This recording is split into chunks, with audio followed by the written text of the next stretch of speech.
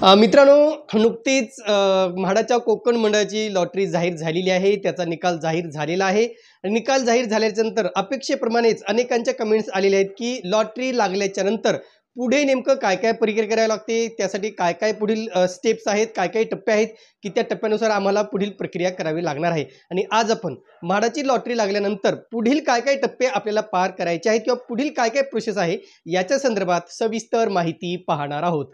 नमस्कार मित्रांनो, कसे आहात सगळे? मजेत ना? स्वागत आहे आपल्या सर्वांचं या YouTube चॅनलवरती, ज्याचं नाव आहे RK प्रॉपर्टी.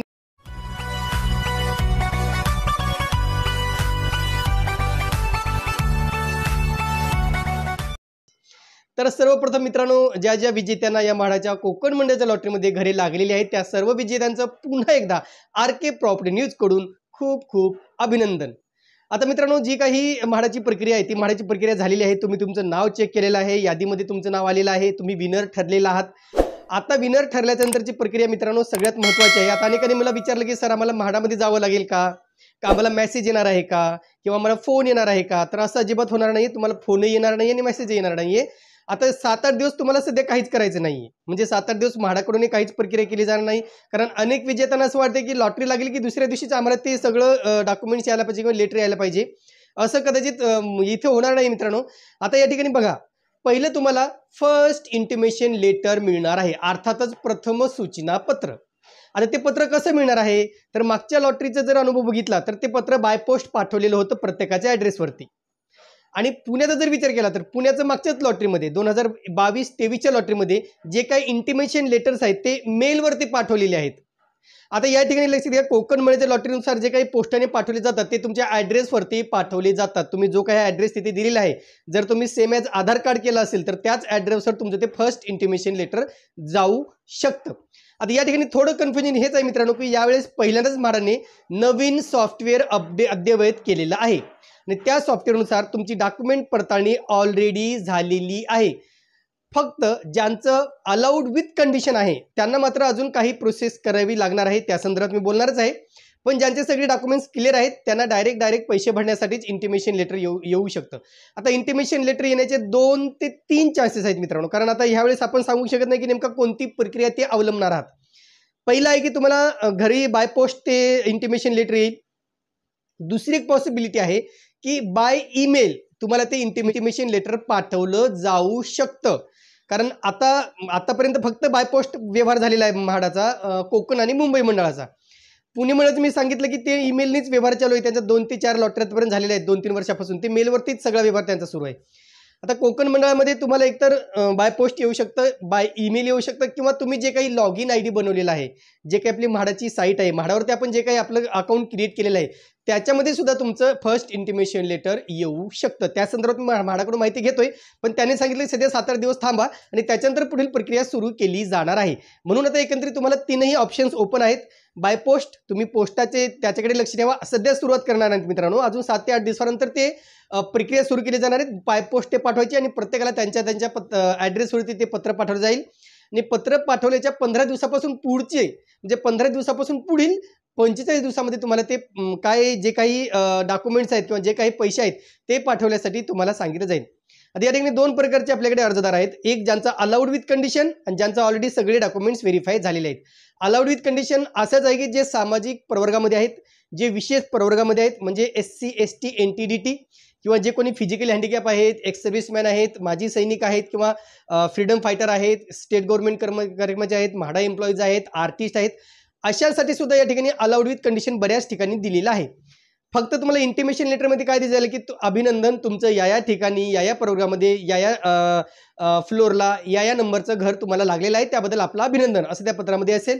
आणि खाली काय असेल, आता पूर्वीच्या लेटरमध्ये डॉक्युमेंटची लिस्ट दिली होती की तुम्हाला हे डॉक्युमेंट सदर बँकेमध्ये जमा करायचे आहेत. पण आता तसं होणार नाहीये. आता तुम्हाला जर तुमचे डॉक्युमेंट्स क्लिअर असतील तर डायरेक्ट तुम्हाला म्हाडाकडे किती % भरायचे आहेत, किती तारखेपर्यंत भरायचे आहेत, बिल्डरांकडे किती पैसे भरायचे आहेत, ते किती तारखेपर्यंत भरायचे आहेत, याच्या संदर्भात माहिती दिली जाऊ शकते म्हणतो मित्रांनो, कारण ही पहिल्यांदा प्रोसेस होते.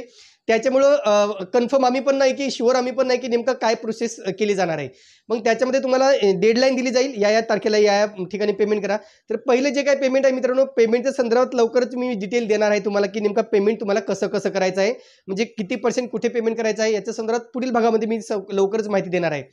पण जे काही म्हाडाकडे पूर्वीची अमाऊंट भरायची आहेत, 1% किंवा 10% जे काही सांगितले जाईल, ती आपल्याला म्हाडाकडे भरायची आहे. म्हाडाकडे भरल्याच्या नंतर तुम्हाला म्हाडाकडून NOC मिळेल. जे काही होम लोन करायचं असेल तुम्हाला, तर त्यासाठी म्हाडाची NOC घ्यावी लागते.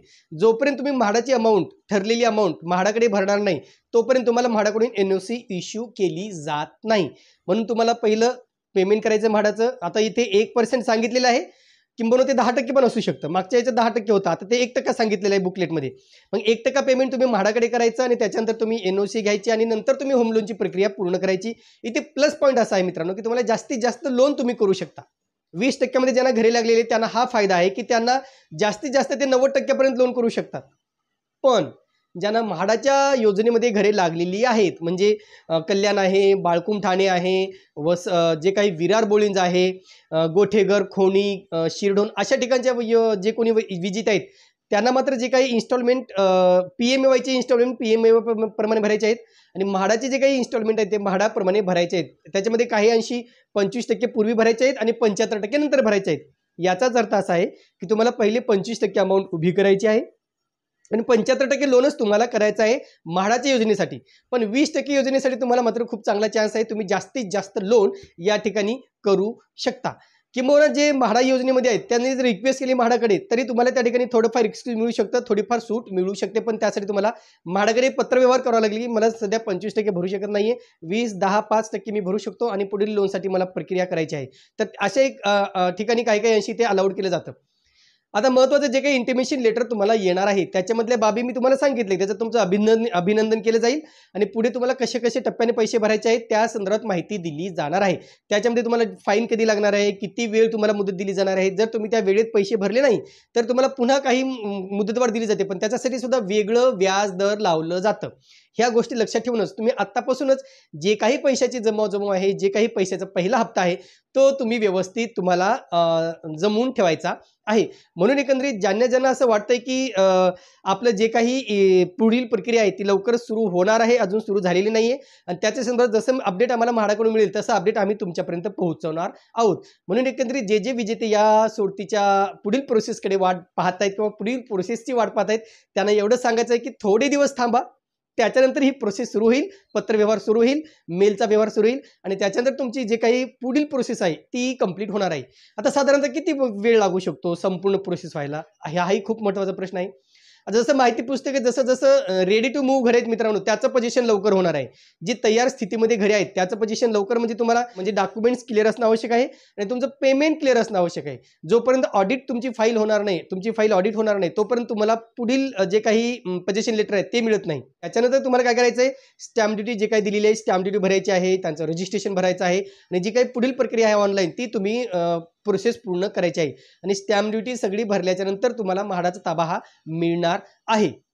20% सर्व सामायिक योजनेसाठी ज्यांना घरे लागलेली आहेत त्यांना मात्र जे काही घनसोलीने सांडपाडा आहे या ठिकाणी रेडी टू मूव्ह घरे आहेत त्याच्यामुळे तुम्हाला तेथील प्रक्रिया लवकरात लवकर होईल. लवकरात लवकर म्हटलं मित्रांनो तरी सुद्धा याला साधारणतः 1.5, 2, 3 महिने सुद्धा लागू शकतात. म्हणून लक्षात घ्या, ही संपूर्ण प्रक्रिया एका महिन्यामध्ये होणार नाहीये किंवा लगेच तुम्हाला ताबा मिळणार नाहीये.